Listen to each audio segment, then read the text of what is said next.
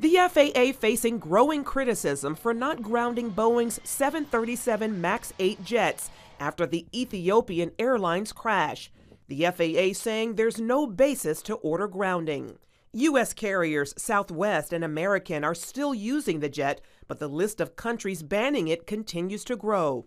Hong Kong recently joined France, the UK, China, Australia, Germany, and several other countries, no longer allowing the jet to fly in their airspace.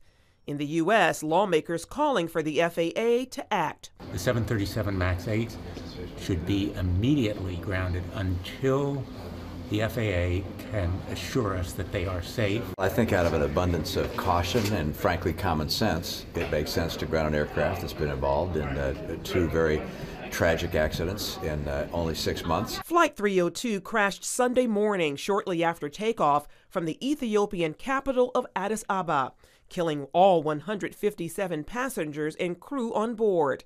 The crash follows a similar one of a Lion Air jet of the same model in Indonesian seas last year, killing 189.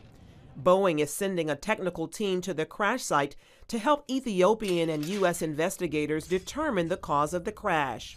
The plane's black box has been recovered, but it's damaged, and the Ethiopians will have to send it to another country to access the information. It could take days. If there's a problem with the airplane, the world needs to know now. At least 2 U.S. pilots have complained about the planes in the past, saying that an automated system seemed to cause their Boeing 737 MAX planes to tilt down suddenly.